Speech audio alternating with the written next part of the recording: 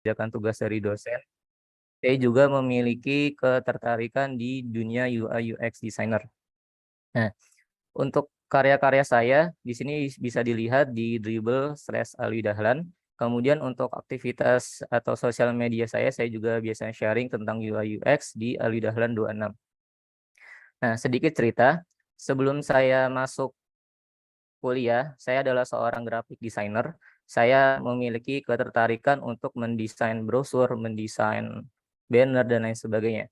Nah, ketika saya masuk ke kuliah di Universitas Darussalam ini, saya coba untuk mendalami, saya coba untuk memahami di dunia UI UX. Nah, saya pikir bahwasannya saya tuh sudah memiliki pemahaman yang baik, saya sudah memiliki pemahaman basic yang baik.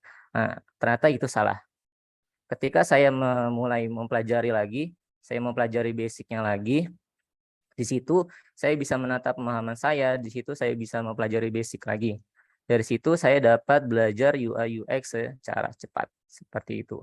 Nah, di situ saya juga berpikir bahwasannya setiap tahun itu pasti akan berubah, tapi pemahaman basic kita itu tidak akan pernah berubah. Jadi, it's okay, nggak masalah, kita akan belajar bersama tentang fundamentalnya seperti itu. Nah, untuk kali ini saya akan menjelaskan untuk step pertama itu UI UX step, lalu kita akan belajar bersama di Figma, kemudian kita akan belajar tentang foundation of UI design-nya, kemudian saya akan memberikan di sesi itu adalah desain resource-nya untuk referensi kita untuk belajar seperti itu.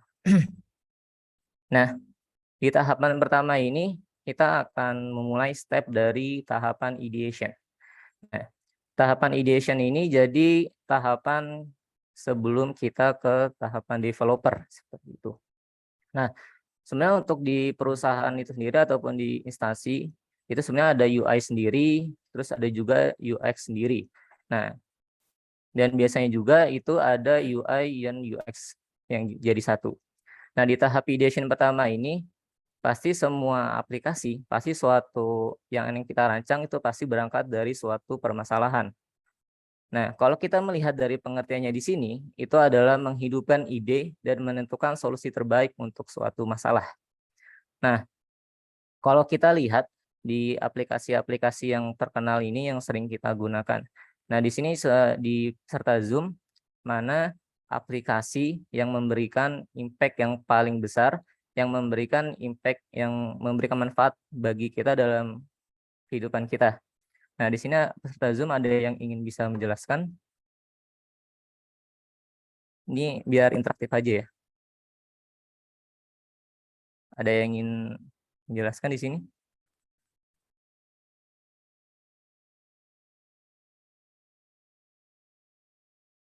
Nah, untuk Kak Reva, kenapa Kak untuk YouTube sendiri?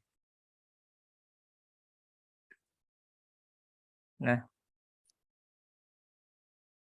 kita ini aja ya, kita bisa dinyalakan saja biar kita lebih interaktif ya untuk sesi kali ini. Gimana?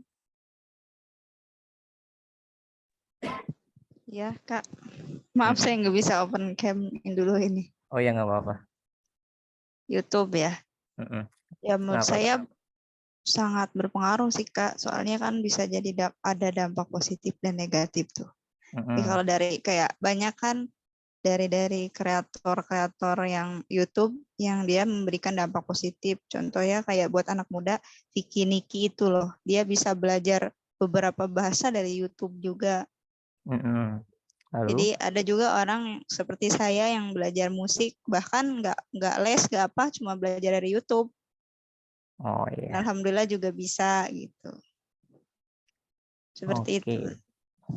Makasih Kak Rifa. Sama. Oke. Ada lagi peserta Zoom yang ingin menjelaskan mana aplikasi yang bisa memberikan manfaat yang bisa menyelesaikan masalah kita? Ada lagi? Oh iya. Nah, sebenarnya semua aplikasi itu pasti berangkat dari satu permasalahan yang saya sudah jelaskan. Nah, tapi ada juga yang mana aplikasi itu sebenarnya tidak menyelesaikan masalah atau ya hanya buat-buat dari pengembangan aplikasi itu. Nah, sama sepertinya halnya kayak Gojek ya. Oh ya, ini tidak di-endorse ya, tidak di-endorse oleh Gojek, ini untuk menggambarkan saja. Nah, sama halnya seperti Gojek ya. Jadi Gojek itu awal dari suatu permasalahannya kan ya untuk hal transportasi kan. Nah, tapi dalam pengembangan idenya ini, itu dijadikan sebagai GoFood, terus dijadikan sebagai GoTix, dan lain sebagainya, seperti itu. Nah, dan sebenarnya untuk secara signifikan ya, nah kalau misalkan seperti Gojek, kalau misalkan Gojek itu ya aduh pasti kan sulit banget ya untuk kita untuk transportasi dan lain sebagainya. Dan sama halnya seperti Traveloka juga, kalau misalkan tidak ada Traveloka, itu pasti kan kayaknya susah banget ya untuk kita untuk pesan tiket seperti itu. Nah, tapi sama seperti Instagram, terus TikTok ya. Nah, sama kayak Instagram ini kan itu awal dari keberangkatannya, permasalahannya itu hanya untuk menggambar ya, untuk mengedit foto. Nah, tapi kelama-kelamaan itu bisa dijadikan sebagai personal branding, bisa menjualkan produk seperti itu. Nah, kemudian, nah di sini adalah kategori idenya. Nah, yang pertama itu adalah the X for Y. Yang kemudian yang kedua itu ada significant improvement. Terus yang ketiga ini ada the would not it be cool if we had. Nah, yang pertama ini adalah the X for Y, yang artinya apa? Yang X itu adalah suatu masalah, Y itu adalah suatu solusi. Jadi suatu permasalahan yang bisa diberikan dengan solusi ini gitu. Nah, seperti halnya kayak Gojek kan. Gojek kan memberikan solusi seperti transportasi, bahkan sekarang bisa untuk GoFood, dan untuk secara kendaraan bermotor itu juga udah standar, terus untuk membayar itu juga bisa dipermudah seperti itu. Nah, apabila tidak ada Gojekan itu pasti kita harus datang dulu ke pangkalan, kita harus berdrama dulu sama tukang ojeknya, kita harus manas-manasan dan sebagainya. Nah, kemudian nih ada Tinder. Kira-kira peserta Zoom ini ada yang jomblo gitu atau belum ada pasangan? Atau Kak Wildan mungkin belum punya pasangan, Kak Wildan? Ya, alhamdulillah saya belum, Kak. Oh iya, masih jomblo berarti, Kak. Alhamdulillah masih terjaga. Oh, siap-siap, Pak. Nah, jadi di Tinder ini itu kan untuk solusi yang orang-orang ya belum punya pasangan, terus yang masih jomblo, sehingga dengan Tinder ini kita bisa mencari teman, kita bisa mencari teman untuk saling mendengarkan dan seperti itu. Nah, yang kedua itu ada significant improvement. Jadi di significant improvement ini itu menyempurnakan aplikasi yang sebelumnya itu udah ada. Nah, sebelum adanya Traveloka kan pasti udah ada ya aplikasi-aplikasi yang mana itu untuk membooking tiket. Nah, tapi dengan adanya Traveloka ini itu sudah banyak disediakan fitur-fitur untuk kita dipermudah. Bukalapak, terus banking app kan sebenarnya udah ada ya untuk transaksi-transaksi seperti itu. Tapi dengan adanya banking app ini itu sudah diperbanyak lagi fitur untuk kita seperti itu. Nah, yang ketiga itu ada which it be cool if you had. Nah, kalau simpelnya gini, sebenarnya keren nggak sih kalau gue pakai ini? Nah, kayak gitu. Nah, Instagram kan yang saya sudah jelaskan ya, itu dia awal dari ide keberangkatannya hanya untuk ngedit foto. Kan kita sebenarnya bisa ngedit foto ya di Photoshop, terus kita bisa ngedit di Adobe Illustrator, kita juga bisa ngedit di CorelDRAW. Nah, tapi dengan adanya Instagram ini atau instan, kita bisa mengedit foto itu secara instan. Dan bahkan sekarang itu bisa dijadikan sebagai penghasilan, sebagai untuk mempromosikan produk dan sebagainya.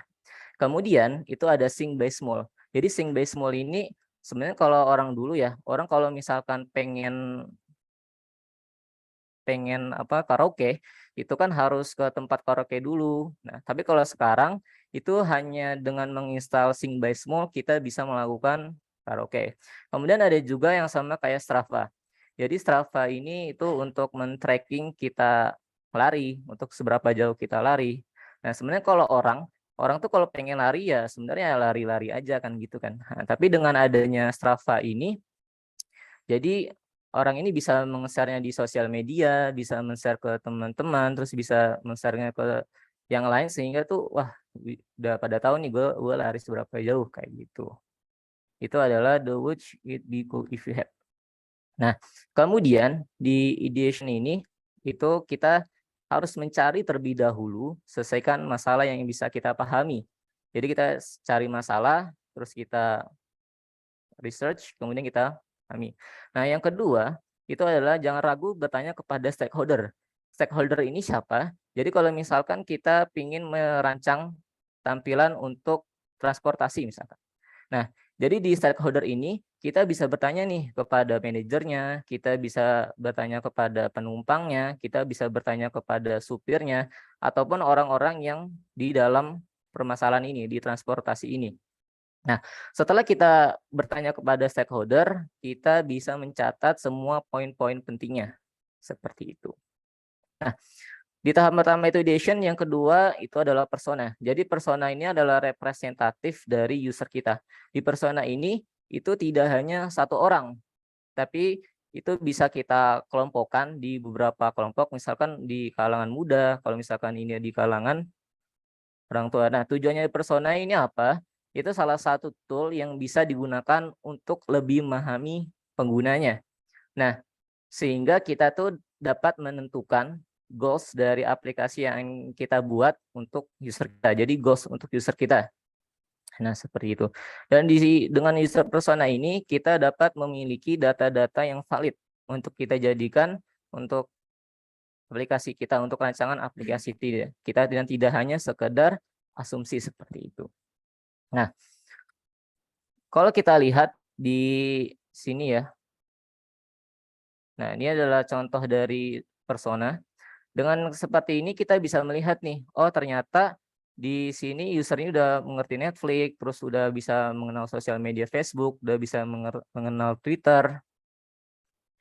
Kemudian kita bisa melihat dari motivation-nya. Nah, di sini kita udah memiliki representatif atau gambaran umum dari user kita. Seperti itu. Kenapa kita perlu user persona? You not you user. Jadi ini bukan hanya tentang kamu, tapi ini tentang user kamu. Jadi ini tentang user kita, misalkan seperti itu.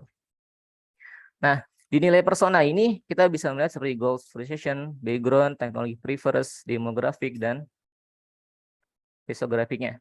Nah, misalkan kita ingin membuat aplikasi ya.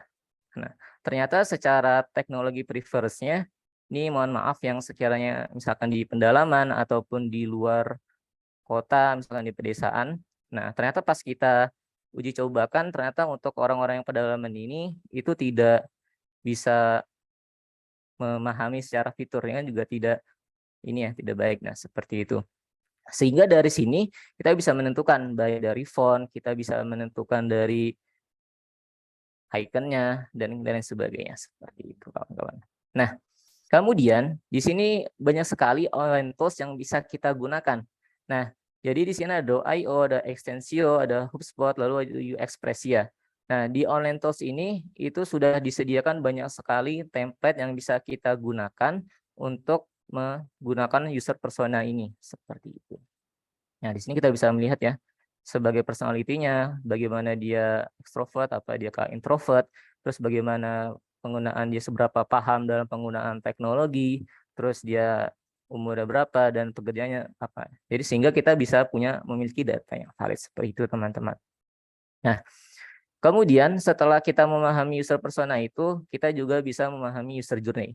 Jadi di user journey ini itu adalah menggambarkan setiap tahapan, atau kita lihat dari pengertiannya di sini, itu adalah rangkaian langkah-langkah yang biasanya berjumlah 4-12 untuk mewakili sebuah skenario. Nah, seperti yang saya sudah jelaskan seperti Gojek ya, kan langkah pertama itu user ataupun orang itu harus datang dulu ke pangkalan, terus misalkan dia harus panas-panasan, dia harus berdrama terlebih dahulu ke tukang ojeknya, terus hingga dia sampai tujuan. Nah, di user journey itu dibuat langkah-langkahnya seperti itu. Nah, kemudian di sini kita bisa melihat ini adalah user journey seorang YouTuber ataupun tahapan ketika dia ingin mengupload hingga ke YouTube. Nah, misalkan di action-nya ini ya, seperti harus charger butter, terus dia harus punya kabel, dia harus menginstal dan sebagainya. Ini adalah tahapan hingga tahapan ke YouTube. Nah, kemudian di pain point ini itu tugas kita. Kemudian ada juga di opportunities, itu adalah solusi. Misalkan di permasalahannya ini so much repetition, terlalu banyak persiapan, terus baik dari kabel itu pun. Nah, kita bisa melihat di pain point-nya ini seperti itu. Nah, di sini kita bisa memberikan solusi, itu di sini adalah tugas kita. Nah, kemudian Nah, sebenarnya banyak banget ya versi tentang user journey ini. Kalau kita lihat sini, ini kompleks sekali ya, seperti ini. Kalau kita lihat, nah dari sekian banyaknya tadi, kita bisa membuat user journey yang simple. Nah, di sini kita bisa pecah, yaitu menjadi doing, thinking, feeling, dan pain point. Jadi di doing ini itu adalah apa yang user lakukan. Kemudian di thinking ini itu lebih mendetailkan lagi apa yang user lakukan. Nah, di sini lalu ada feeling. Di feeling ini apa yang user rasakan. Nah, di pain point ini itu apabila ya user memiliki feeling, kita bisa memberikan solusinya seperti itu. Nah, di sini ada online tools yang bisa kita gunakan, yaitu ada di Draw.io, Expressia, dan Smartly. Di sini kita bisa banyak menggunakan template ya. Nah, tapi nanti kita akan coba menggunakan Figma karena Figma sudah cukup kompleks untuk bisa kita di UI UX designer seperti itu. Nah, kemudian di tahapan ini itu adalah flowchart dan user flow. Apa itu flowchart? Jadi diagram yang menampilkan langkah-langkah dan keputusan untuk melakukan sebuah proses dari suatu program. Nah, di flowchart ini itu tidak sama halnya kita yang di kuliah ya. Nah, bagi kita yang misalkan di kuliah IT itu sebenarnya udah tidak asing dengan flowchart ini kan. Setiap mau ujian ataupun setiap dikasih project oleh dosen pasti kita akan membuat flowchart ini. Nah, di flowchart ini kan kalau di kuliahan itu kan harus dari atas sampai bawah ya. Itu kayak air mengalir atau air yang jatuh dari bawah gitu, dari atas gitu. Nah, tapi di UI design ini itu dibuat fleksibel. Intinya agar bisa kita pahami. Nah, tidak harus ini ya, harus sama kayak kita di perkuliahan ataupun salah sedikit itu dimarahin itu tidak. Ini kalau dibuat di flowchart itu lebih sederhana ya, seperti ini simpelnya. Nah, kemudian ini juga ada flowchart-nya. Kemudian di user flow itu langkah-langkahnya lebih detail lagi dari sebelumnya, yaitu adalah flowchart.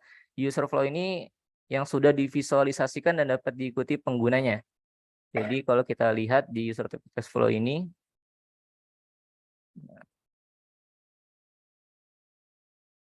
di sini kalau saya biasanya itu menggunakan display, decision, lalu ada action seperti ini. Nah, itu adalah user flow-nya.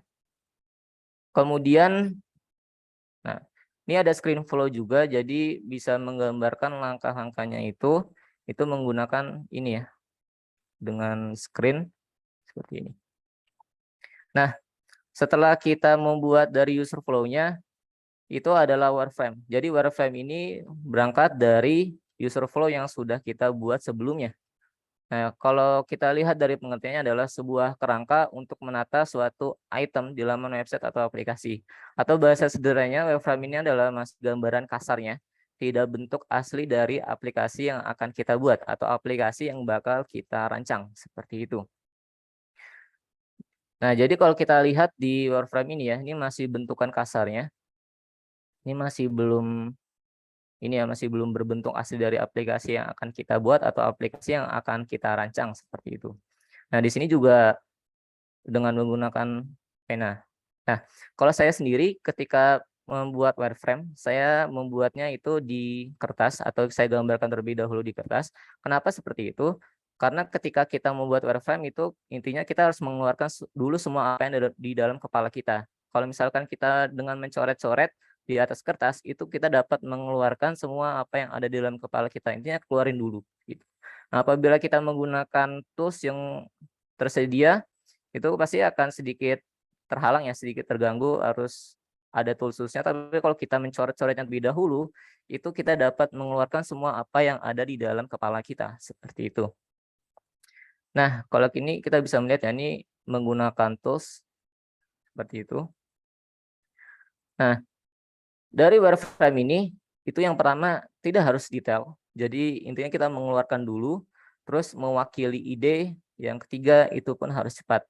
Jadi tahapan wireframe ini tidak masalah, itu belum berbentuk aslinya, yang penting itu adalah ide awal dalam kepala kita, yang penting keluarin dulu seperti itu harus cepat.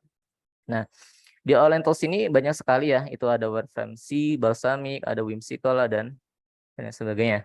Tapi di sini kita akan coba untuk membuat Figma ya nanti seperti itu. Kemudian di sini ada tahapan low fidelity atau tahapan di atasnya wireframe ini.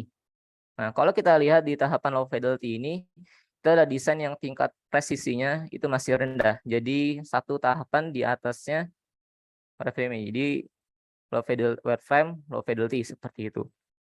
Nah, kalau kita lihat di stack of fidelity atau tingkat kekayaan dari desain ini sendiri, nah kalau kita lihat ya sini ada sketch, terus ada wireframe, prototype, kemudian di tahapan desain seperti itu. Nah, kalau kita lihat di sini sudah ini ya, tidak sama halnya seperti wireframe, baik dari teks, terus mulai dari icon itu sudah ada wujudnya, udah bisa ditangkap oleh user. Akan tapi untuk bentuk aslinya itu masih belum ya, seperti itu. Ini ada tahapan low fidelity. Nah, setelah ke tahapan low fidelity, kita ke tahapan high fidelity. Nah, jadi high fidelity ini apa? High fidelity adalah desain yang tingkat presisinya itu udah tinggi, atau udah mockup aslinya atau mockup yang siap kita ke dribble kita ataupun kita siap berikan kepada user kita, nah, seperti itu. Jadi sudah memiliki warna, ukuran, jarak, dan bentuk elemennya itu sudah memiliki presisi atau detail yang sangat tinggi seperti itu. Nah, kalau kita lihat di sini di IBM, di sini adalah wireframe-nya ya. Di sini adalah wireframe. Kemudian di sini adalah tahapan low fidelity-nya. Kemudian di tahapan ini itu adalah tahapan di high fidelity-nya. Jadi sudah benar-benar mockup atau udah siap ke dribble kita seperti itu. Nah, kalau kita lihat sini ya. Nah, biasanya ketika saya ke atasan saya biasanya itu mengajukan dengan bentuk wireframe ataupun di tahapan low fidelity. Nah, gunanya itu buat apa? Nah, ketika kita mengajukan bentuk wireframe kita atau low fidelity kita bisa meminta feedback. Kita bisa meminta saran-saran mana yang sekiranya itu masih belum pas seperti itu. Nah, sehingga ketika masih di tahapan wireframe atau di tahapan low fidelity ini, itu kita udah mendapatkan feedback. Sehingga ketika kita udah di tahapan udah di tahapan high fidelity, itu desain kita sudah siap. Nah, tapi coba bayangkan apabila kita ke tahapan high fidelity ini atau tahapan yang sudah jadi, presisinya sudah tinggi, lalu kita ajukan ke atasan kita. Nah, itu pasti kan banyak feedback ya, pasti banyak ada saran dan lain sebagainya, itu pasti akan memperlambat kita atau bahkan lebih bikin lama, akan banyak waktu lagi. Jadi seperti itu. Jadi dari wireframe ke low fidelity terus ke tahapan hi-fi. Nah, di online tools ini itu ada XD, ada Figma, Sketch ya. Nah, untuk saya sendiri biasa menggunakan Figma. Nanti kita akan coba untuk belajar bersama fundamental apa yang ada di Figma ini. Lalu ada XD ini untuk Windows, Sketch untuk macOS ya. Tapi untuk Figma ini karena bentuknya browser itu bisa digunakan di mana aja, di base mana aja seperti itu. Nah, kemudian setelah di tahapan prototype itu kan udah ini ya, atau ada juga yang istilahnya dikenal dengan micro fancy animation. Jadi tahapan yang mana itu kita menjelaskan kepada user kita ataupun kepada klien kita atau atasan kita itu udah benar-benar seperti bentuk aslinya. Nah, tapi di prototype ini tidak harus sampai ke micro fancy animation-nya itu, kita bisa ke tahap yang untuk pindah dan untuk menjelaskan saja seperti itu. Nah, di prototype ini adalah sebuah metode dalam pengembangan produk dengan cara membuat rancangan, sampel atau model dengan tujuan konsep atau proses kerja dari produk kita. Jadi kita menjelaskan dalam bentuk prototype seperti itu. Nah, di sini adalah prototype. Nah, di online tools ini kita bisa menggunakan XD, kemudian ada Figma, lalu ada Principle, lalu ada Vinto. Oh ya, ketika saya memprototipekan dari UI design saya biasanya prototyping dari low fidelity ataupun saya prototype dari tahapan wireframe. Sehingga ketika saya mengajukan kepada atasan, itu udah banyak sekali dapat feedback, udah banyak sekali dapat masukan, sehingga ketika saya melakukan prototyping ke tahapan hi-fi, itu saya sudah siap, saya sudah banyak sekali dan tidak ada tiba-tiba masukan atau tiba-tiba yang bikin dadakan seperti itu. Nah, ini adalah analisisnya. Dan untuk prinsipal, lalu ada Flinto. Untuk prinsipal ini sudah cukup tinggi ya untuk prototyping, tapi kita akan coba untuk mempelajari Figma ya, karena Figma sudah banyak sekali bisa kita gunakan sebagai UX ataupun UI ataupun UX seperti itu. Nah, di interface design ini adalah tahapan ideation-nya, lalu sini ada tahapan wireframe, lalu sini ada tahapan low fidelity-nya, kemudian sini ada tahapan hi-fi, terus kemudian sini adalah tahapan di prototyping-nya. Nah, tapi di sini digambarkan lain, sini ada thumbnail, sini ada nih dari low res hingga ke tahapan high res. Jadi seperti itu. Nah, setelah kita dari high prototyping, kemudian kita ke usability testing ini. Nah, kalau di usability testing itu adalah salah satu cara untuk mengetahui apakah user dapat menggunakan aplikasi kita. Jadi seberapa mudah user dapat menggunakan aplikasi kita dan seberapa user tuh bisa mengerti jauh dari aplikasi kita. Nah, itu adalah usability testing. Nah, di sini di usability testing ini itu ada tester atau partisipan atau kita sebagai UI designer. Kemudian itu ada moderator ataupun fasilitator. Kemudian di sini ada prototype. Nah, kalau kita lihat gambarannya ini, usability testing ini di information flow ini, jadi sebagai fasilitator atau kita sebagai UI designer, itu kita bisa mengajukan task ataupun tugas, kita bisa melakukan interview. Nah, nanti sebagai partisipan itu akan memberikan feedback. Nah, setelah kita melakukan di tahapan ini, kita bisa melakukan usability testing seperti itu. Nah, kalau kita lihat di sini, ini adalah usability testing untuk tahapan aplikasi desktop ya, di desktopnya. Nah, di sini adalah partisipannya. Kemudian di sini untuk menguji seberapa user kita tuh bisa mengerti seperti itu. Lalu di sini adalah fasilitator atau kita sebagai UI designer.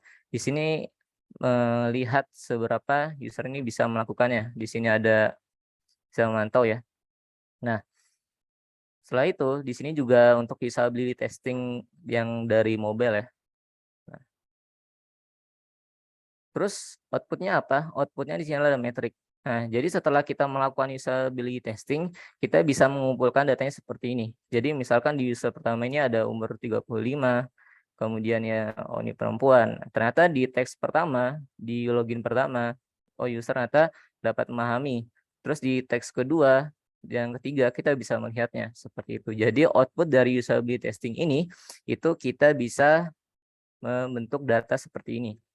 Seperti itu.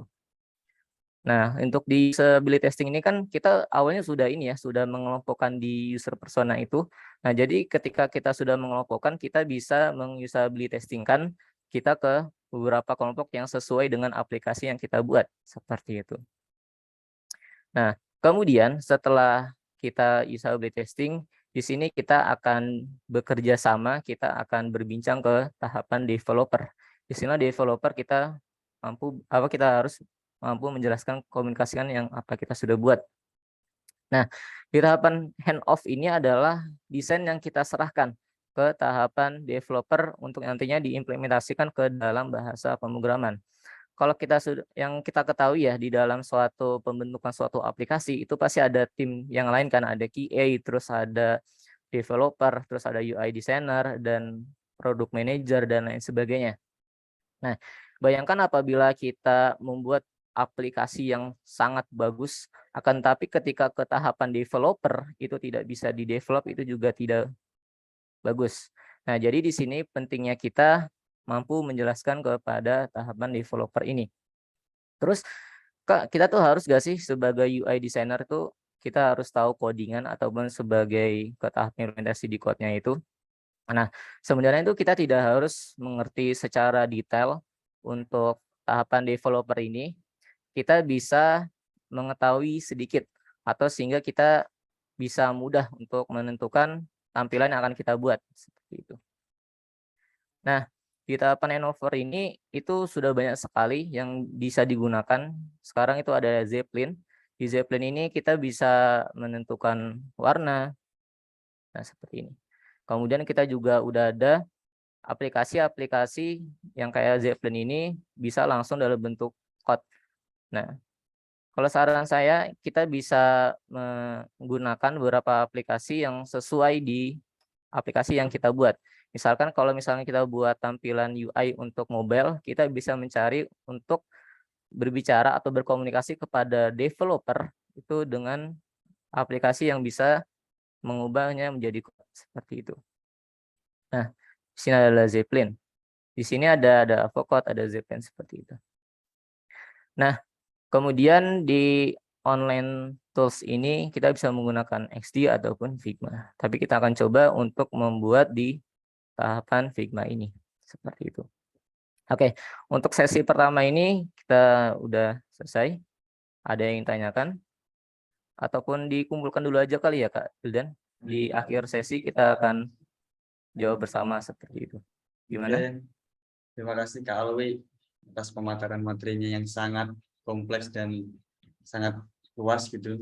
Bahkan saya sendiri sebagai pemula UI UX design itu baru tahu yang namanya istilah low fidelity dan high fidelity. Sebelumnya saya belum tahu apa-apa, tapi berkat Kak Alwi ini sungguh wawasannya sangat luar biasa gitu.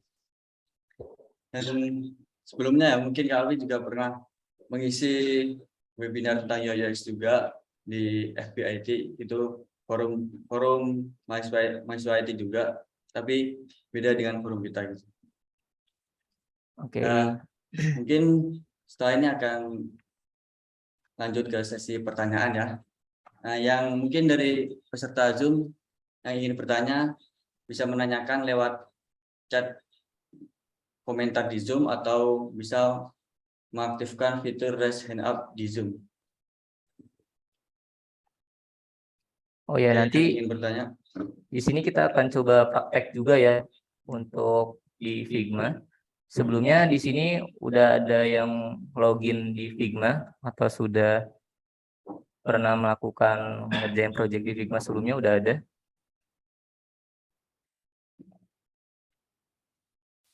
Jadi saya coba buka dulu ya Figma. Berarti kita sekalian praktek gitu Ya, ya Kak? kita akan pengenalan dasar tentang Figma sendiri. Saya akan coba Figma dulu ya. Oke, saya stop screen dulu untuk yang ini ya. Nah, ntar saya masuk dulu.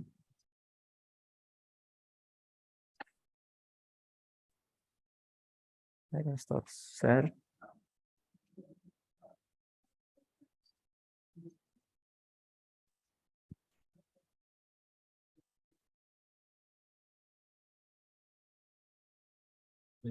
Sebentar ya, ini masih loading terlebih dahulu. Ya, bagi peserta yang sekarang lagi menghadap ke laptop atau sedang memegang laptop, bisa langsung login ke Figma-nya, karena mungkin untuk session kita kali ini sekalian praktek gitu, praktek di software-nya itu di Figma gitu. Dan bagi yang pengguna Adobe XD, ya mungkin bisa sekalian belajar ya bagaimana cara membuat UI UX design di Figma itu. Untuk saya sendiri sih, karena kalau desain itu dulunya pakai Adobe XD gitu. Nah, tapi setelah saya mengetahui Figma, jadi bisa move on itu dari Adobe XD ke Figma. Dikarenakan mungkin di Figma sendiri itu asetnya udah banyak gitu, asetnya banyak, kemudian tidak memakan storage laptop kita.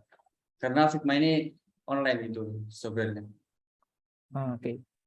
Ini sini saya share ya untuk Figma.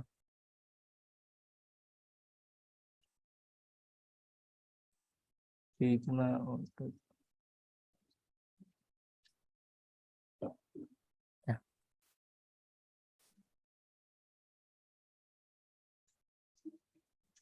Nah, oke. Di sini apakah kelihatan untuk screen saya? Kelihatan ya? Nah, jadi di sini saya sedang mengerjakan project untuk UI desainnya library atau perpustakaan. Nah, kalau kita lihat di Figma login ya. Apakah di sini kelihatan ya screen saya ya?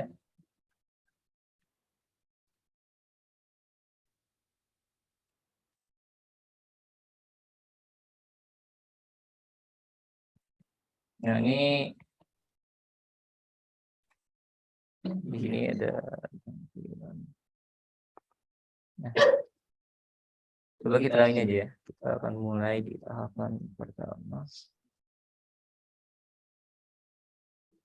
Nah, oke. Di sini kelihatan ya. Oke, jadi di webinar ini kan kita udah ini ya, kita udah belajar bersama, kita seperti di UI UX step ini.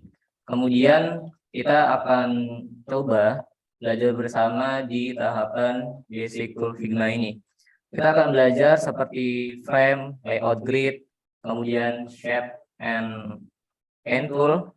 Kita akan coba fit dan image, efek dan stroke. Kita akan coba satu-satu. Di sini apakah udah ada yang login Figma atau saya jelaskan terlebih dahulu? Gimana kira enaknya? Saya jelaskan terlebih dahulu aja ya. Nah, jelaskan aja dulu Kak. Kan ini kan banyak yang belum mengetahui tentang Figma. Barangkali ada yang user Adobe XD gitu Kak. Oke, baik. Oke, jadi kita akan coba pertama itu adalah pengertian dari frame dan layout grid. Jadi di frame ini kita bisa melihat di sini ya. Jadi di frame ini kita bisa membuatnya secara manual, seperti ini. Nah, kemudian kita juga bisa membuatnya secara yang sudah disediakan. Misalnya kita ingin memilih frame iPhone 13 Pro Max ini misalkan di iPhone ya. Nah, seperti ini. Jadi sini ada tahapan wireframe. Kemudian setelah kita memahami wireframe, kita akan coba untuk memahami layout grid. Nah, jadi untuk layout grid ini saya sendiri, sini ada tulisan di layout grid ini, kita bisa tambahkan. Nah, di sini kita bisa memilih, itu ada grid, kemudian ada kolom, kemudian ada rows. Di sini biasanya saya menggunakan kolom. Untuk tampilan mobile, saya biasanya menggunakan kon ini. Di sini jumlah ininya ya, untuk jumlah garis yang merah ini, biasanya saya menggunakan 4. Lalu untuk margin, nah untuk margin sini ya, untuk sisi pinggirannya dari gridnya ini. Kemudian untuk gutter sendiri, itu ini ya, jarak antar setiap yang merah ini, sini ada jaraknya 20. Nah, biasanya untuk aplikasi mobile saya seperti ini. Nah, misalkan terus untuk membuat tampilan yang ada di website, biasanya misalkan, nah, kita juga bisa membuat misalkan di tahapan layout grid ini, saya ubah dulu untuk di tahapan kolom. Nah, biasanya untuk di website sendiri saya menggunakan format Bootstrap. Sebelumnya di sini ada yang sebagai developer di website. Pastinya udah tidak asing ya untuk Bootstrap sendiri. Biasanya di ikonnya itu menggunakan 12. Kemudian saya margin ya 70. Dan untuk baterainya 30. Nah, ini biasanya untuk saya menggunakan standar yang untuk di Bootstrap. Bisa di searching untuk Bootstrap itu seperti apa, kayak gitu.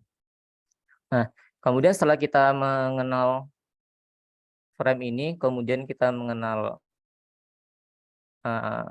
grid ini, kemudian kita akan coba menggunakan shape dan pen tool ini ya. Nah, di sini udah ada ya di shape pen tool ini, kita bisa coba misalkan kotak, kemudian kita bisa menggunakan line. Nah, terus kita bisa menggunakan, nah sini ada juga paste image. Misalkan kita membuat sini ya, virtual background. Nah, ini tidak kelihatan ya. Misalkan,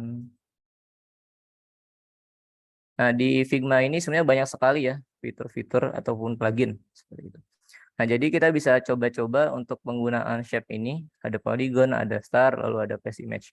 Nah, di sini kita juga bisa menentukan untuk bisa diperhalus misalkan ya. Nah, di sini kita bisa menggunakan di tahapan sini, di corner radiusnya ini, Misalkan kita ingin membuatnya 24. Nah, kalau kita lihat ya, tadi kan sebelumnya ini ya, lancip ya. Nah, tapi ketika kita menggunakan dari bordernya itu, ini menjadi lebih rapi seperti itu. Nah, kita juga bisa memperhalusnya lagi di tingkat. Nah, di sini ada lagi yang ini ya, titik 3 ya. Kalau kita klik di corner smoothing-nya ini, kita bisa membuat lebih smooth-nya lagi. Nah, bisa dilihat ya. Jadi di sini lebih smooth lagi, lebih rapi lagi seperti itu. Nah, terus apakah bisa hanya kanan kiri doang atau enggak semuanya, itu juga bisa. Misalkan kita ingin membuatnya di sini ya, misalkan tentuin 12, di sini misalkan 12. Nah, di sini juga bisa ya. Jadi tidak semuanya dibuat border radius, itu pun bisa. Nah, setelah kita memahami dari shape dan pen tool ini, terus kalau saran saya ketika menggunakan shape ini, jangan lupa untuk shift ya. Shift terus diklik kiri mouse, itu akan menjadi presisinya pas gitu. Nah, tapi kalau misalkan kita tidak menggunakan shift, itu pasti akan, nah bisa kayak gini. Seperti itu. Nanti kita akan coba untuk belajar shortcut Figma juga. Nah, setelah kita memahami shape dan pen tool ini, kita akan coba untuk memahami feed dan image. Nah, jadi di image ini kita bisa yang seperti tadi ya. Misalkan ini, terus kita bisa memahami place image ya. Misalkan ini ya. Nah, ini ada gambar, kita bisa taruh seperti itu. Nah, kemudian di image-nya ini, kita juga bisa untuk mengatur pencahayaannya di Figma. Caranya seperti apa? Caranya kita bisa mengklik 2 kali gambar yang ada di Figma ini. Kita bisa klik 2 kali. Nah, di sini kita bisa mengatur nih exposure-nya. Kemudian kita bisa mengatur kontrasnya. Nah, seperti ini. Kita bisa mengatur. Nah, seperti itu. Kemudian, ini adalah di tahapan feed dan image. Nah, terus kita akan coba untuk mempelajari efek dan stroke. Nah, misalkan kita buat shape terlebih dahulu ya. Misalkan shape-nya seperti ini. Nah, misalkan saya gelapkan terlebih dahulu untuk warnanya. Misalkan warna biru. Nah, ya seperti ini. Di sini saya membuatnya lebih putih. Nah, di efek ini kita bisa lihat ya di sini, di kanannya dari Figma kita, yaitu misalkan kita bisa menambahkan efek. Nah, di sini itu ada banyak ya, ada drop shadow, ada inner shadow. Kalau kita lihat inner shadow, efeknya seperti ini, di dalam dari shape yang kita miliki. Kemudian kita bisa mengatur juga untuk X dan Y-nya, terus blur-nya, spread. Nah, ini adalah inner shadow, coba kita duplikat dulu ya, kita bandingkan. Nah, setelah inner shadow, kita juga bisa menggunakan drop shadow. Nah, untuk drop shadow ini itu biasa digunakan untuk ini ya, untuk UI designer, kita bisa mengatur juga. Nah, biasanya kalau saya sendiri itu tidak terlalu gelap ya untuk ininya. Jadi saya bisa membuat biru kegelapan seperti ini. Kemudian saya bisa membuat misalkan blurnya bisa 4. Nah, ini adalah penggunaan untuk drop shadow ya seperti itu. Kemudian kita juga bisa ada lagi yaitu layer blur. Jadi kalau misalkan kita besarkan ukurannya, untuk ukuran blurnya itu akan semakin blur ya. Jadi kalau kita besarkan lagi, nah itu akan semakin ngeblur. Nah, kemudian di efek itu juga ada lagi. Jadi itu ada background blur. Misalkan di sini saya ingin mengganti terlebih dahulu warnanya. Misalkan jadi biru ya. Di sini saya duplikat lagi. Misalkan di sini saya mengganti warna putih. Nah, kalau kita menggunakan efek background blur ini kan masih belum ada perubahan ya. Nah, tapi apabila kita melakukan opacity, misalkan 50 atau lebih,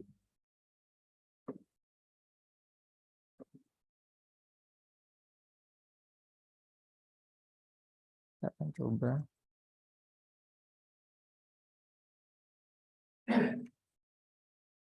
Maka background yang belakangnya itu akan lebih blur ya, seperti itu. Nah, itu adalah penggunaannya. Kemudian setelah kita ini, oh ya ada stroke ya, kita akan coba stroke juga. Nah, di stroke ini kita bisa melihat di sini ya, bisa di stroke juga. Misalkan kita bisa mengatur ketebalannya, kemudian kita bisa mencoba di offset ataupun center. Nah, seperti ini. Terus kita juga bisa membuat seperti ini, misalkan ada bentuk line. Nah, di sini kita bisa membuatnya garis lurus ini ataupun garis patah-patah, misalkan saya tebalkan dulu. Kemudian kita bisa melihat di titik 3 ini, misalkan kita ingin membuatnya garis patah-patah seperti itu. Nah, kalau kita lihat di sini ada dash. Di sini akan membuat garisnya itu menjadi patah-patah. Kemudian itu ada teks dan export. Nah, jadi di sini itu kita bisa ini ya, bisa teks. Misalkan saya adalah seorang UI designer. Nah, di sini kita bisa melihat ya, ada reguler, ada teks, kita bisa memilih. Saya biasanya menggunakan Poppins. Nanti saya akan jelaskan kenapa menggunakan Poppins. Misalkan di sini ada black, kemudian di sini saya membesarkan ukuran fontnya, misalkan ini.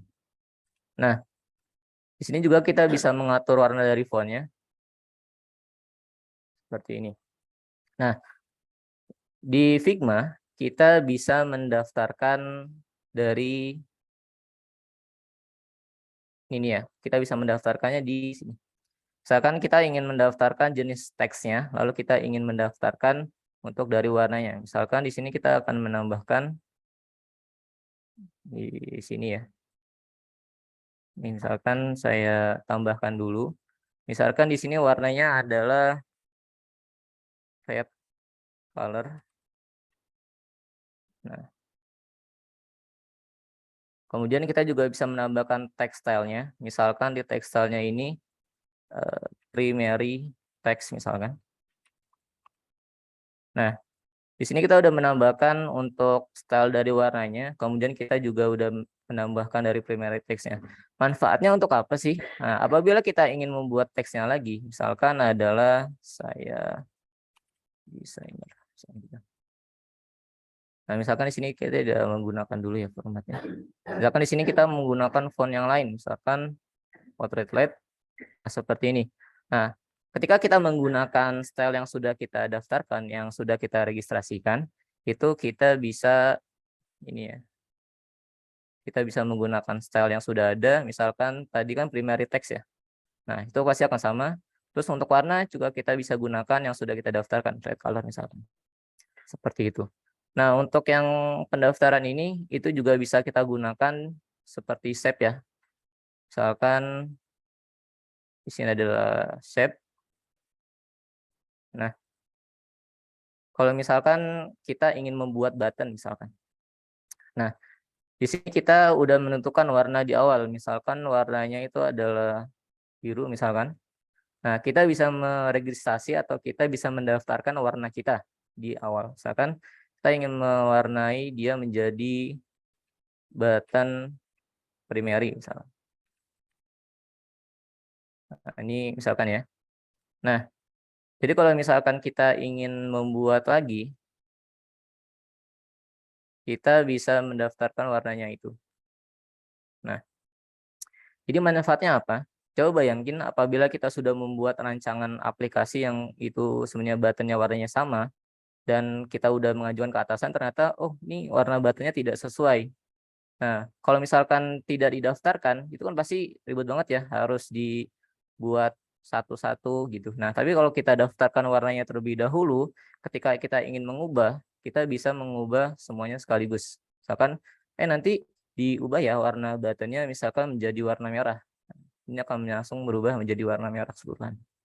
Seperti itu.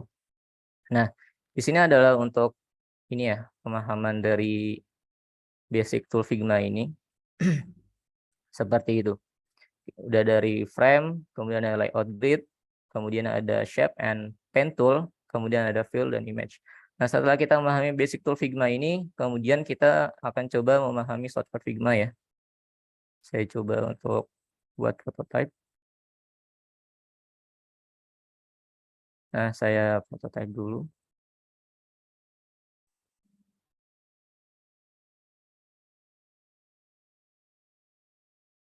Nah, di sini masih kelihatan kan ya untuk share screen ya? Kelihatan untuk ini. Nah, di sini kita akan coba mempelajari shortcut Figma-nya ya. Jadi ada di sini untuk mempermudah kita sebagai UI designer, ada shortcut Figma-nya. Ini banyak sekali. Ini ada rundo, kan udah dari saya Ctrl Z untuk rundo, terus hide. Kita akan coba ya. Misalkan kita buat frame lagi, misalkan. Nah, kalau kita coba, misalkan di sini ada untuk teks ya. Jadi kita tidak harus langsung klik teks, tapi dengan shortcut tombol teks kita bisa langsung pindah ke teks. Kemudian kita buat misalkan UI designer. Nah, dengan shortcut ini kita dengan Ctrl dan U itu bisa membuat underline misalkan gitu. Kemudian di sini misalkan kita ingin meng-copy efek ya, misalkan sini saya buat baru. Misalkan di sini saya membuat efek misalkan di drop shadow ya, misalkan saya besarkan terlebih dahulu. Oh, ya.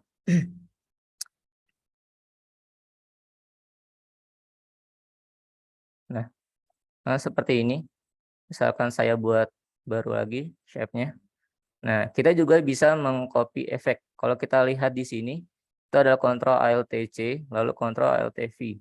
Misalkan kita pilih shape yang udah dikasih efek, itu adalah Ctrl Alt C, Ctrl Alt C. Kemudian kita bisa mengkontrol V. Nah, seperti itu. Itu ada ini ya, ada shortcut-nya. Kita bisa mengcopy efek. Nah, ini bisa dicoba, misalnya juga ada Ctrl Shift H. Di sini kita bisa meng-hide. Nah, seperti itu. Di sini kita bisa coba-coba ya untuk ini ya.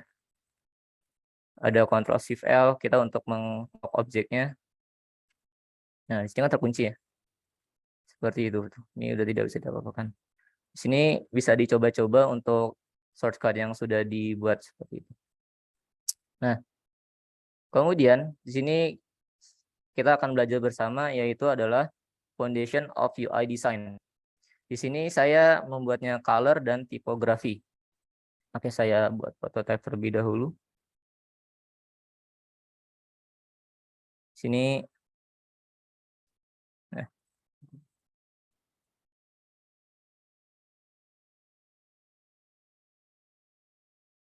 Apakah prototype di sini saya kelihatan? Kita buat screen dulu ya. Nah, di sini kelihatan ya untuk tahapan prototype-nya. Nah, kalau kita lihat ya, kalau kita bisa keluar dulu. Nah, misalkan kita udah memiliki screen ya seperti ini. Terus misalkan kita ingin mengubah warna-warnanya nih. Nah, sih emang penting banget kita harus memahami color, penggunaan warna. Nah, kalau misalkan kita menggunakan warna yang tidak sesuai, misalkan kita ingin mengubah ini menjadi warna misalkan merah ataupun misalkan hijau, enggak salah. Nah, kalau kita lihat seperti ini, itu kan pasti jadi jadi aneh ya. Nah, di sini berubah menjadi aneh. Nah, kenapa penting bagi kita untuk menentukan warna?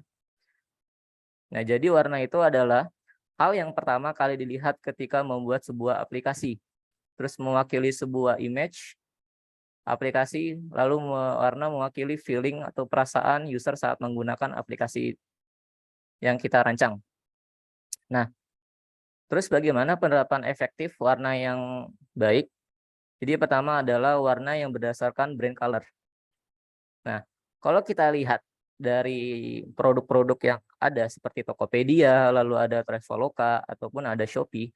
Nah, primary color yang mereka gunakan itu adalah seperti Tokopedia, itu adalah warna hijau.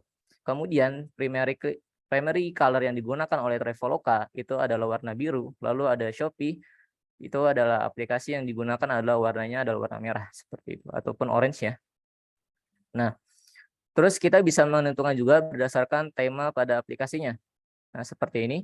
Kalau misalkan kita explore di Dribbble ya, di sini adalah untuk medical. Nah, kenapa sih menggunakan warna biru dan kenapa tidak menggunakan warna hijau, misalkan seperti itu. Nah, di sini juga ada psikologi colornya. Jadi di warna biru ini itu adalah mengatasi berbagai gangguan kesehatan dan mewakili perasaan tenang dan refleks diri. Jadi aplikasi yang misalkan kita ingin merancang aplikasi medical itu diharapkan dengan menggunakan warna biru itu user bisa tenang atau ketika membuka aplikasinya itu mengubah feeling yang darinya tidak baik itu menjadi good feeling seperti itu. Jadi psikologi colornya. Kemudian kita juga menyesuaikan target user kita. Ya, misalkan di sini untuk kecantikan atau untuk make up ini menggunakan warna pink. Coba bayangkan apabila kita ingin merancang aplikasi itu aplikasi pemerintahan yang misalkan aplikasi yang harusnya gagah, harusnya keren seperti itu ya. Ternyata ketika kita menggunakan aplikasinya warnanya itu adalah pink, itu pasti tidak cocok seperti itu. Nah, terus hindari kalau saya sendiri tidak menggunakan terlalu kontras, soalnya terlalu gelap ataupun terlalu terang. Nah, jadi misalkan ini warna ini ya yang pas, tapi apabila kita menggunakan warna yang terlalu kontras, itu pasti tidak enak untuk dipandang sama kita ya. Jadi seperti itu. Nah, terus ini kita bisa menggunakan warna teks kontras dengan warna background kita. Nah, jadi kalau biasanya saya sendiri tidak terlalu menggunakan warna yang hitam pekat. Saya sendiri biasanya menghitam yang sedikit keabuan, jadi tidak terlalu pekat hitamnya seperti itu. Terus kita bisa mencari inspirasi warna. Nah, untuk inspirasi sendiri kita juga bisa menggunakan Dribbble. Kita bisa mengekspor dulu, lalu kita bisa colors. Nah, kan ada juga yang prinsipnya itu adalah HTM, amati, tiru, modifikasi. Tapi apakah kita harus membulat-bulat ATM atau amati terus kita ini enggak ya. Jadi kita bisa mengamati kenapa menggunakan warnanya, terus kita juga bisa mengamati kenapa sih menggunakan warna itu. Nah, terus kita tiru lalu kita modifikasi. Jadi tidak langsung kita ambil mentah-mentah warnanya gitu. Seperti itu. Oh, ini di sini adalah penggunaan untuk dari colornya. Kemudian nah, di sini ada penggunaan untuk tipografi.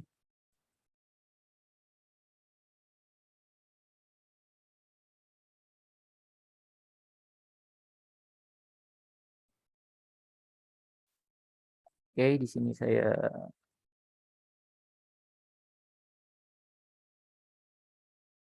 Nah, di sini bagaimana kita harus menentukan tipografi? Kita juga bisa mempelajari hierarkinya. Pertama, nah seperti ini. Biasanya untuk tipografi, jadi kita bisa membedakan mana poin penting yang ingin kita sampaikan atau poin penting yang ada penekanannya dan mana poin yang bisa kita jelaskan. Jadi kita bisa seperti ini. Kita untuk webinar design kan ada hierarki yang bagus ya. Nah, kemudian coba bayangkan kalau misalkan kita menerapkannya seperti ini. Ya. Kalau misalkan kita menerapkan tipografinya seperti ini, itu pasti user itu pasti akan sulit membedakan mana poin yang ingin disampaikan, mana poin yang benar-benar ditekankan dan mana judulnya seperti itu. Nah, tapi apabila kita menggunakan hierarki dari tipografi, itu pasti user akan ngerti, oh ternyata ini yang mengenai Tanjung Pakis misalkan. Terus user bisa tahu penjelasannya. Ya, ini apabila kita menerapkan prinsip hierarki itu sendiri. Nah, kita bisa ini ya, ini informasi pertama, lalu ini informasi yang keduanya, kemudian user akan baca gini. Nah, kita bisa menggunakan seperti ini, semi bold, nah seperti itu. Lalu typeface. Biasanya ada nggak sih temen lo yang nanya kayak gini, bro, desain lo pakai font apaan bro? Keren banget. Circular bro, tapi itu bukan font, tapi itu typeface. Nah, kita seberapa, kan biasanya kita ini ya nyebutin, bro lu pakai font apa? Keren gitu kan. Nah, jadi kita harus bisa membedakan mana yang font, mana yang typeface. Jadi kalau kita melihat dari pengertian typeface, itu adalah yang merujuk nama kolektif fonts family-nya. Times New Roman, terus ada San Francisco, Plato, dan lain-lain. Poppins. Nah, itu yang kita selama ini kita sebutkan font, itu adalah typeface. Oke, jadi jangan salah sebutkan lagi. Jadi kalau nanya, bro, typeface-nya apa gitu, nah, oh gue menggunakan Times New Roman nih bro, nah, itu baru itu jenis ada typeface-nya. Lalu apa sih pengertian fontnya itu? Nah, untuk pengertian font itu sendiri, itu merujuk pada nama font yang spesifik, weight, dan stylenya. Misalkan Poppins, regular, bold. Nah, itu saya sebutkan font. Nah, kalau saya sendiri, saya menggunakan typeface-nya, itu adalah Poppins. Nah, untuk fontnya itu banyak banget ya. Untuk Poppins itu ada semi bold. Jadi satu font itu bisa digunakan dengan banyak berbagai hal seperti itu. Nah, kalau saran saya sendiri ketika menggunakan atau memilih typeface itu memilih typeface yang banyak variasi UX-nya.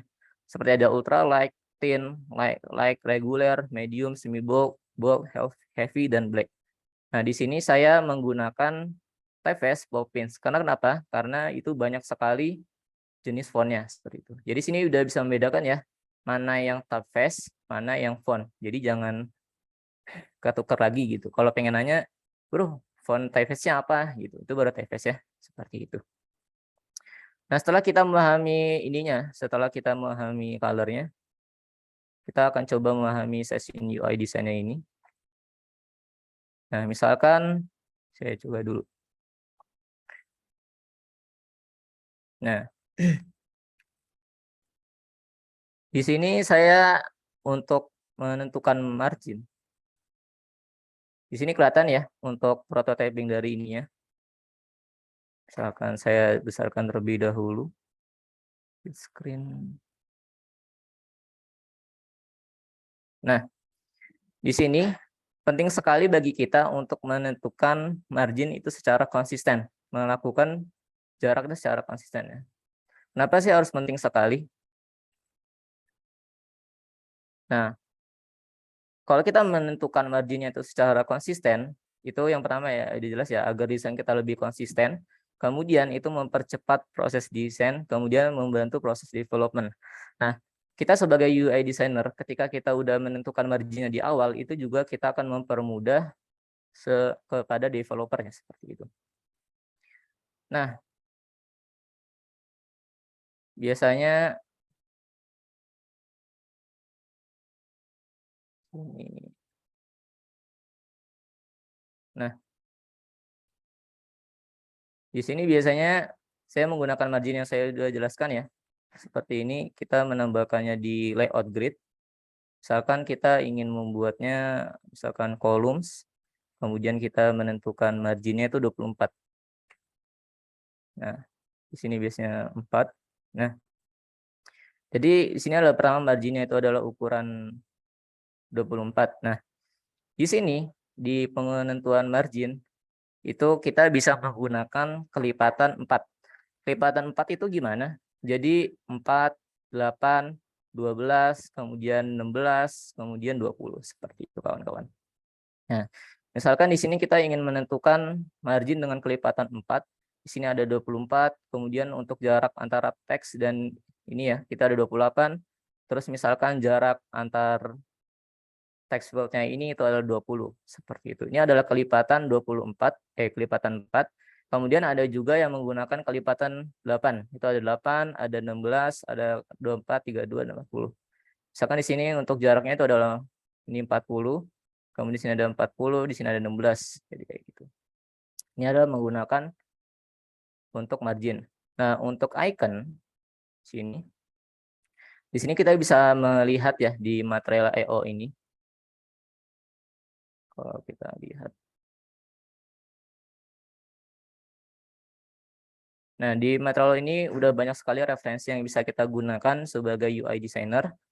Nah, di sini penggunaannya, jadi yang kita lihat icon itu tidak bulat-bulat langsung dimasukin, tidak. Itu pasti ada pengertian seperti live area dan ada padding. Jadi live area itu apa? Live area adalah area yang elemen icon ada di dalamnya. Nah, jadi ini adalah icon kita di live area ini. Nah, kemudian di sini ada padding. Padding itu adalah jarak untuk icon kita. Nah, tujuannya buat apa? Apabila kita menambahkannya seperti ini, jadi ukuran untuk icon kita itu menjadi lebih konsisten. Dan apabila kita menjadikannya sebagai PNG, itu ukurannya menjadi lebih jelas seperti itu. Nah, di sini ada trim areanya. Jadi trim area itu adalah keseluruhan area yang akan diekspor menjadi file gambar ataupun PNG.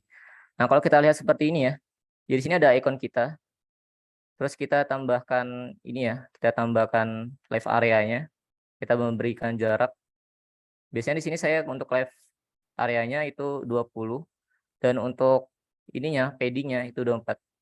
Jadi nanti untuk ukuran ini ya iconnya keseluruhan itu adalah 24. Itu akan menjadi lebih konsisten seperti itu kawan-kawan. Nah, kemudian setelah kita memahami icon, nah sini saya akan coba buat kuis ya. Oke, kita jalankan terlebih dahulu.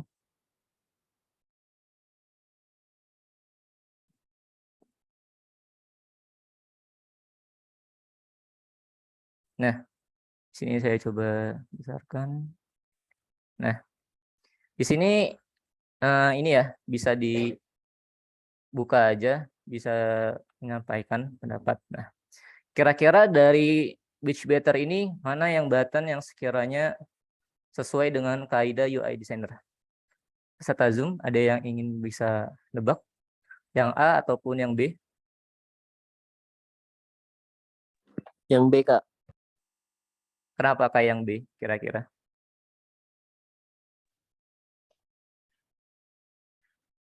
Nah, ada lagi peserta Zoom yang ingin menebaknya?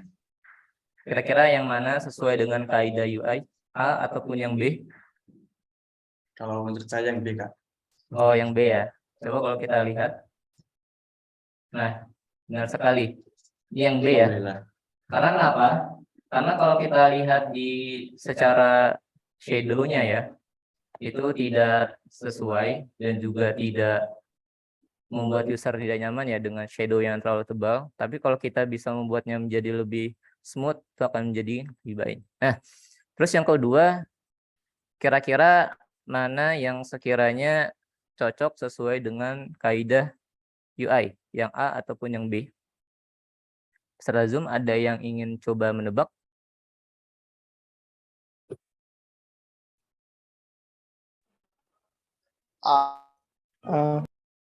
Yang mana kira-kira? Yang A ataupun yang B? Oh, yang A. Ada yang lain? Nah, coba kalau kita lihat. Ya, benar ya yang A. Nah, di sini kenapa kita memilih yang A? Nah, salah satu prinsip UI design itu adalah konsistensi juga. Jadi agar untuk icon, kita bisa memilih jenis icon yang konsisten. Nah, kalau misalkan kita melihat di yang B ini ya, ini adalah salah satu icon yang tidak konsisten, itu tidak membuat user nyaman juga ya. Nah, coba bayangin apabila kita membuat icon yang awalnya itu keranjang di tampilan awal home. Terus kalau kita klik, ternyata di halaman kedua icon keranjangnya sudah berubah. Itu pasti akan membuat user tidak paham atau tidak nyaman ya. Jadi itu penting sekali kita memahami konsistensi dalam penggunaan. Nah, kalau kita lihat di sini, kira-kira mana yang sesuai dengan kaidah UI? Yang A ataupun yang B? A. Nah, ada yang lain? Nah. B. B, Bang. Oh, ada juga yang B ya. Oke, kalau kita lihat. Nah, di sini yang A ya. Karena kenapa? Secara hierarki, kalau misalkan kita membuatnya itu bold semua, itu pasti user akan sulit ya memahami. Tapi apabila kita bisa membedakannya, ini yang akan membuat user menjadi lebih nyaman. Oke, seperti itu. Itu adalah quiz kita. Oke, terima kasih untuk yang sudah menjawab. Nah, kalau kita ini, oke ini udah terakhir ya. Kemudian di sini saya juga memberikan bonus desain resource-nya.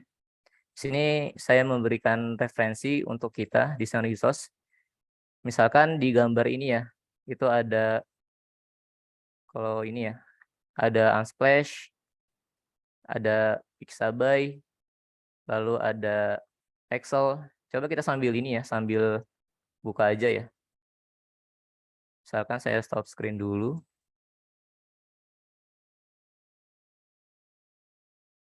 Nah, misalkan tadi di referensi kita, saya share screen, itu di screen 2 ya. Ya, di screen 2 saya share.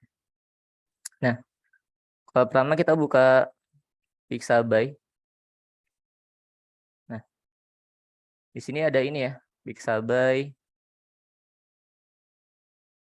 Sini ya banyak banget referensi. Terus ada juga Foodish Fit. Nah, sini ada referensi yang banyak sekali ya. Nah, untuk Foodish ini itu adalah referensi untuk mencari gambar yang HD. Lalu ini untuk khusus makanan ya. Oke, di sini nih. Jadi di Foodish Fit ini itu referensi yang cocok untuk kita apabila kita ingin merancang tampilan ya untuk makanan ya, ada Foodish Fit. Kemudian kita akan coba ke ilustrasi. Di ilustrasi misalkan kita ingin mencari Undraw. Sini kita bisa nih. Nah, kita bisa mencari ilustrasi seperti ini ya di Undraw. Kemudian misalkan ada lagi untuk icon. Untuk icon ini misalkan kita ingin mencarinya di fitur icon misalkan. Nah, di fitur icon ini saya bisa menggunakan di fitur icon karena banyak pemilihan dan ikonnya juga simple. Ya, seperti itu. Kemudian ini dari icon, kemudian ada lagi mockup. Mockup ini saya biasanya menggunakan Smart Mockups. Ini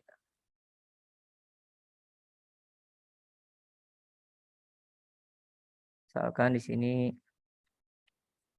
Smart Mockups. Nah, di sini juga kita bisa menggunakan banyak mockups ya buat UI design kita seperti ini. Ini kita bisa di search aja. Kemudian nah. Terus keuntungan apabila kita menggunakan Figma itu juga banyak sekali kita menggunakan plugin. Di sini udah ada yang mengetahui penggunaan plugin. Ini saya share.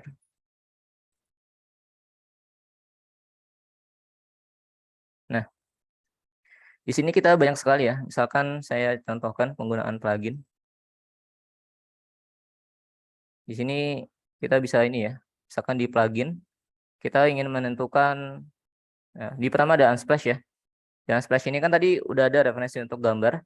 Dan apabila kita menggunakan Unsplash ini kita tinggal mencarinya aja. Ini sedikit loading. Kemudian kita bisa cari ya, ada untuk Unsplash, lalu ada Content Reel, kemudian ada Image Palette, kemudian ada Max Maker, ada Smooth Shadow. Misalnya saya contohkan saja ya untuk beberapa plugin aja. Misalnya kita buat arsitektur. Nah, jadi kita tinggal seperti itu. Jadi kita tidak perlu lagi repot-repot untuk membuka websitenya. Seperti itu. Kemudian misalkan ada juga untuk smooth shadow. Misalkan kita coba lagi ya untuk di mesh gradient misalkan. Nah, ini bisa dicoba ya untuk image palette. Image. Karena kita bisa cari plugin image. Nah.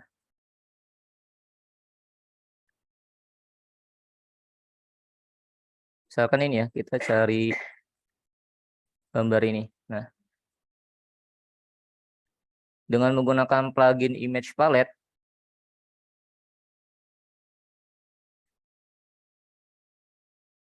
nah, kita bisa langsung menentukan warna dari suatu gambar ini.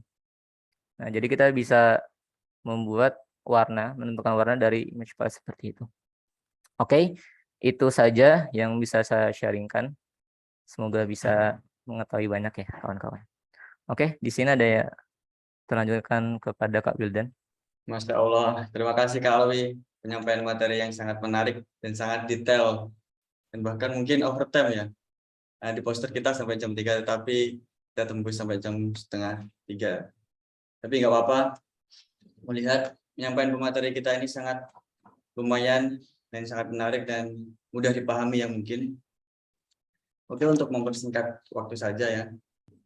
Dikarenakan sudah melewati batas waktu, untuk sesi pertanyaan kami akan membatasi 2 pertanyaan ya, cukup 2 pertanyaan. Di sini udah ada pertanyaan di kolom komentar dari saudara Andian Rizky dari Universitas Darussalam Gontor. Nah, dia bertanya menanyakan terkait dengan bentuk file yang akan dikumpulkan ke developer. Apakah dia icon saja atau bagaimana? Mohon penjelasannya. Terima kasih. Kemudian untuk pertanyaan yang kedua yaitu dari Kak Nur Muhammad Iqbal Jauhari dari UNP Kediri. Tentang flow, bagaimana cara mempertimbangkan membuat flow yang solutif tetapi tetap easy untuk build supaya produk tetap possible buat di developer. Dan untuk mendapatkan inspirasi desain yang menarik dan enak dilihat itu gimana ya Kak? Dan ini ada satu pertanyaan lagi. Mungkin ini pertanyaan terakhir ya. Dari Kak Yafi dari Universitas Muhammadiyah Jember. Dari pengalaman Kak Alwi, bagaimana sih Kak menentukan kombinasi warna dan tipografi yang tepat untuk UI kita agar nyaman dilihat oleh user? Sekian, terima kasih. Oke, terima kasih untuk Kak Wildan. Oke, untuk Kak Andrian ya, saya akan coba. Misalkan saya share screen dulu. Nah, biasanya ketika saya bekerja sama dengan developer, gimana caranya agar kita dapat mempermudah bekerja dengan developer? Saya biasanya membuat style grid-nya ya, seperti ini, misalkan desain sistemnya. Jadi saya sudah menentukan seperti primary color-nya, kemudian ini ya. Jadi kita bisa membuat style grid seperti ini. Nah, seperti ini kayak desktop-nya. Seperti di sini saya menggunakan margin bootstrap yaitu 12. Kemudian seperti ini. Kelihatan ya. Terus ada example usage-nya. Nah, di sini juga saya seperti button ya. Button ini saya menentukan ketika biasa itu seperti apa. Kalau misalkan itu seperti ketika di hover itu seperti apa. Kemudian ketika lagi loading itu seperti apa. Nah, di sini saya membuatnya. Jadi itu dapat mempermudah atau dapat mudah berkomunikasi kepada developer seperti itu. Oke, itu gimana untuk menentukan kepada developer kan ya? Iya. Kalau misalnya ntar kan biasanya kan kalau misalnya orang desain grafis biasa kan modelnya kan kayak PDF JPEG, habis itu PNG. Nah, kalau yang di apa namanya UI design ini kira-kira kalau untuk mengirim ke developer itu bentuk filenya apa, atau ntar dengan file yang sudah disediakan di Figma ini ntar developer tinggal pasang aja atau bagaimana gitu? Ya, yang saya sudah jelaskan di sebelumnya di tahapan UI UX step itu di mana ada tahapan handover. Di handover itu kita akan berkomunikasi kepada developer. Nah, di sini kita juga sudah membuat style guide-nya dan kita juga menggunakan software tambahan seperti Zeppelin ataupun software-software yang lain itu yang dapat membantu desain kita. Jadi tapi kalau di sini juga sebenarnya udah bisa sih. Coba kalau kita misalkan di sini ya, di foundation of UI design, di basic, di sini. Nah, misalkan di sini, itu kita bisa menggunakan di speknya juga ya, dengan seperti ini. Nah, sebenarnya untuk mempermudah developer, sebenarnya di Figma itu sebenarnya udah cukup sekali. Kita bisa melihat ya di tahapan spek ini. Jadi dari code-nya, kita bisa menggunakan CSS, lalu kita bisa menggunakan Android ya, jadi udah disediakan juga. Sebenarnya udah cukup sekali apabila kita menggunakan Figma ini, jadi udah sangat powerful seperti itu. Kan sebelum adanya Figma itu kan Photoshop kan, jadi dengan Photoshop itu harus diedit satu-satu, terus ini dan sebagainya. Tapi dengan adanya Figma ini udah sangatlah cukup seperti ini. Udah disediakan codingan dan width-nya dan lain sebagainya seperti itu. Oke. Terima kasih kepada kalian. Lalu yang apa tadi? Satu lagi yang pertanyaan dari bagaimana cara mempertimbangkan membuat flow yang solutif tetapi tetap kondisi untuk supaya produk tetap konsisten bagi developer dan untuk mendapatkan inspirasi desain yang menarik dan enak dilihat itu gimana ya Kak? Oke. Biasanya ketika saya mendapatkan proyek dan bekerja sama dengan tim, saya biasanya diskusikan dulu kepada sistem analis, kemudian saya ke tim-tim yang lain untuk menentukan dari user flow itu sendiri. Saya seperti itu. Dan ketika saya sudah mendapatkan rancangan dari sistemnya, saya baru membuat user flow-nya seperti itu. Lalu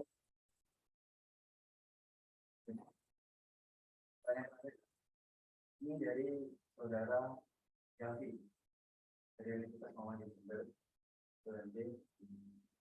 Ini bertanya, dari pengalaman Kak Awi, bagaimana kita menentukan kombinasi warna dan tipografi yang tepat untuk UI kita agar nyaman dan tidak berubah? Oke. Oke. Terima kasih kepada Kak Fali yang sudah bertanya. Saya sendiri biasanya untuk menentukan kombinasi warna, saya biasanya cari terlebih dahulu. Misalkan yang seperti saya sudah jelaskan ya di medical app itu pasti lebih ke warna biru karena ada filosofinya sendiri. Saya seperti ini. Di sini saya menentukan warna itu ada primary color. Jadi warna yang benar-benar jadi warna utama kita. Kemudian setelah saya membuat primary color-nya, saya biasanya membuat secondary color. Misalkan secondary color ini apabila warna fontnya itu seperti apa dan apabila button itu ditekan itu seperti apa kayak gitu. Jadi saya membedakan primary color, kemudian ada secondary color, kemudian di sini saya biasanya menentukan tema. Jadi seberapa persen saya menggunakan temanya ini, apakah 50%, apakah 70%, lalu ada secondary, kemudian seperti ini. Dan untuk tipografi, biasanya untuk typeface-nya, itu saya menggunakan Poppins, dan untuk font-nya itu yang banyak jenisnya. Nah, misalkan di sini ya. Misalkan saya ingin membuat teks. Nah, misalkan di sini adalah Poppins. Jadi saya apabila menggunakan teks di sini. Saya biasanya untuk typeface-nya adalah Poppins ataupun Montserrat. Karena kenapa? Karena untuk font-nya sendiri itu banyak sekali jenisnya. Bisa digunakan untuk teks ataupun button, ini udah banyak sekali ya. Nah, kalau saran saya dalam penggunaan font itu minimal maksimalnya hanya 1 atau 2, dan lebih bagusnya sebenarnya 1 ya. Jadi biar lebih tetap konsisten seperti itu. Oke, itu semoga bisa terjawab.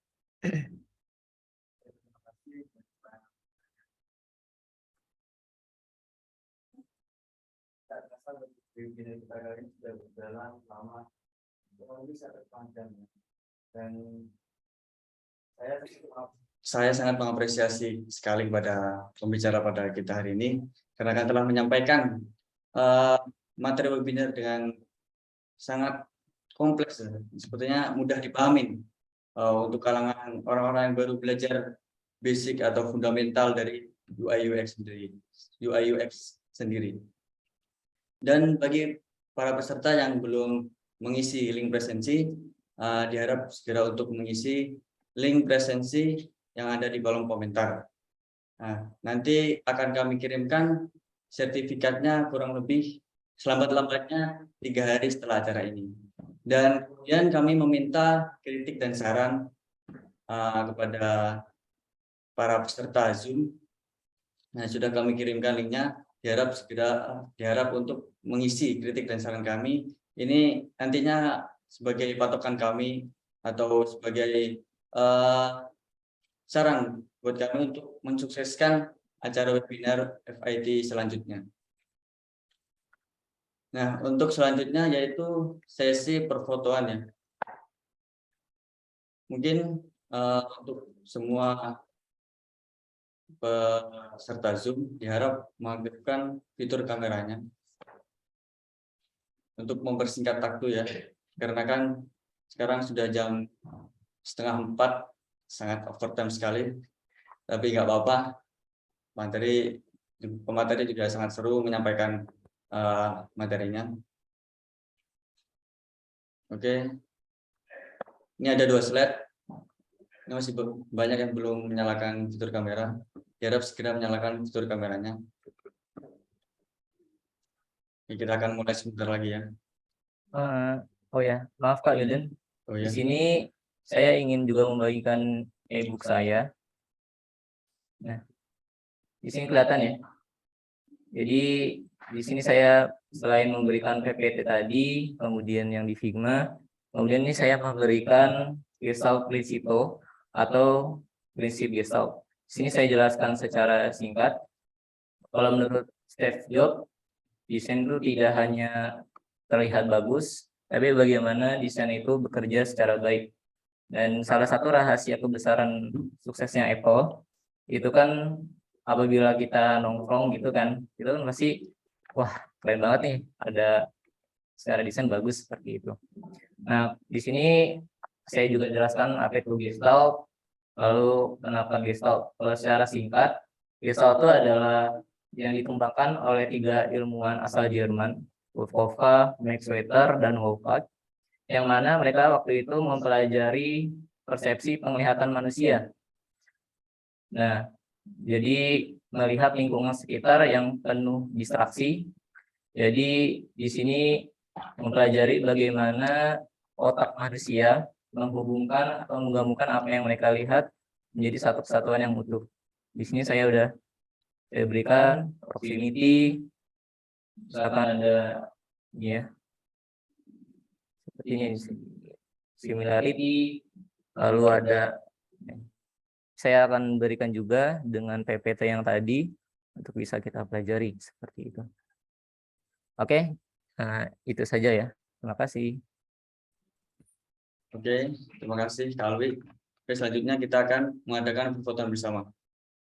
Oke, diharapkan mengaktifkan fitur kameranya. Ini ada 2 slide.